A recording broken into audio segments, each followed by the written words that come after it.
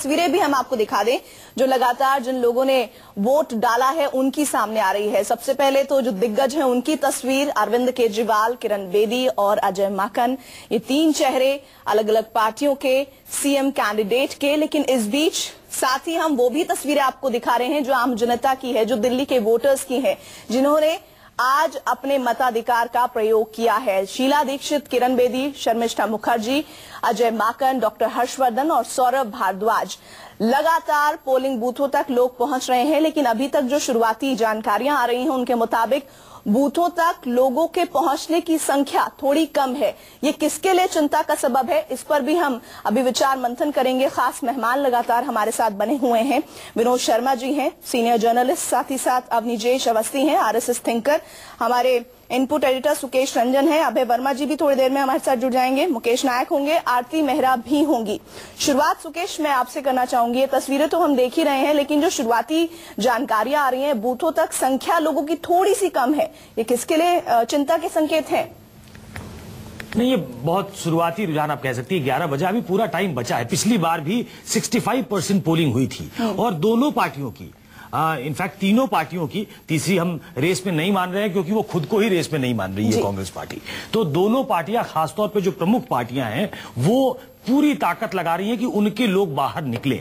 अगर बाहर नहीं निकलते हैं तो मुझे लगता है उसका नुकसान बीजेपी को होने वाला है, क्योंकि एक जो लोअर मिडिल क्लास जिसको कहते हैं, जो कभी कांग्रेस का बेस वोट हुआ करता था, वो शिफ्ट किया है, वो आम आदमी पार्टी की तरफ चला गया। आम आदमी पार्टी अगर रेस में है तो सिर्फ इसलिए है क्योंकि वो लोअर मिडिल क्लास जो है, वो झुग्गी झोपड़ी में रहने वाला व्यक्ति जो है, आखिरी पैदान पे जिसको कहती है बीजेपी खड़ी है, वो आम आदमी पार्टी के साथ गया है। तो वो तो एक साथ निकल के बड़ा ऑर्गेनाइज तरीके से वोट करते हैं। जो मिडिल क्लास है, अपर मिडिल क्लास है, वो वोट करने नहीं निकलते हैं और वो पारंपरिक वोटर बताया जाता है आज की तारीख में कि वो बीजेपी का वोटर है। तो अगर वो नहीं निकल रहा है तो वो नुकसान बीजेपी को हो सकता है। लेकिन अभी बहुत शुरुआती रुझान है ये कहना, 11 बजे हैं, 6 बजे तक वोटिंग है। तो मुझे लगता है कि चूंकि छुट्टी का दिन है, दिल्ली में वोटिंग करने सबको जाना है, तो वो बाद में निकलेंगे। नहीं निकलेंगे तो उनका कार्डन निकालने की कोशिश करेगा, क्योंकि ये डू और डाई है। नरेंद्र मोदी, चलो चले मोदी के साथ, भले वो कहें रेफरेंडम नहीं है, उनकी लोकप्रियता पे इससे असर नहीं पड़ेगा, लेकिन नरेंद्र मोदी अमित शाह डुओ जो है, वो किसी भी कीमत पे इस चुनाव को नहीं हारना चाहते हैं। तो मुझे लगता है कि थोड़ा वॉच करना चाहिए कि आगे इस वोटिंग का पैटर्न कैसा रहता है। ये जो आपने बात कही है, इसी पर हम प्रतिक्रिया आरती मेहरा से भी लेंगे, लेकिन मुकेश नायक बहुत देर से हमारे साथ चर्चा में बने हुए हैं। मुकेश जी, आपको तो रेस में खैर गिना ही नहीं जा रहा, लेकिन ये अपनी अपनी बात है, आप अपना पक्ष रख सकते हैं। फिलहाल जो शुरुआती आप वोटर्स की संख्या देख रहे हैं बूथों तक, इसका आकलन आपकी पार्टी के हिसाब से क्या निकाल रहे हैं? देखिए, बड़ी समस्या ये है कि आप लोग स्वयं तय कर लेते हैं कि लोग क्या सोच रहे हैं। अभी जो महानुभाव बैठे हैं वो कह रहे हैं कांग्रेस का पूरा वोट कहीं शिफ्ट हो गया। सर, मैं बता दूं, आपको मैं बता दूं, सुकेश रंजन जी हैं हमारे इनपुट एडिटर। सुनिए, अरे भैया, कोई एडिटर हो पर उन्हें क्या राइट है ये कहने का कि इनका पूरा वोट कहीं चला गया? इन्हें कैसे पता कि पूरा वोट चला गया? इस तरह से भेष बदल कर नहीं बैठना चाहिए। मुकेश जी, आकलन करने का तो सबको हक है, आप भी आकलन जब राजनीतिक विश्लेषक इस तरह की बात करते हैं। आप अपनी बात होना चाहिए मुद्दों पर, दिल्ली के लोग क्या सोच रहे हैं, चुनाव में क्या होना चाहिए, इसका संबंध होता है वहां की जनता से, लोकतंत्र से और चुनाव के मुद्दों से। आज दिल्ली पूरे देश की सामूहिक चेतना का एक प्रतिबिंब है और दिल्ली का चुनाव बहुत महत्वपूर्ण होता है, यानी तिनका उड़ता है तो दिशा बताता है। और दिल्ली में जिस तरह से बीजेपी ने चुनाव लड़ा है, भारत के इतिहास में ऐसा पहली बार हुआ कि देश के प्रधानमंत्री ने इतनी ज्यादा सभाएं की। 200 से 250 मेंबर पार्लियामेंट पड़े रहे, पूरा मंत्रिमंडल पड़ा रहा, हजारों कार्यकर्ता पूरे भारत से आके वहां रुके, गली गली में रुपयों के ढेर लेकर, शराब की बोतलें लेकर लोग घूम रहे हैं। इतना विकृत स्वरूप लोकतंत्र का बना दिया।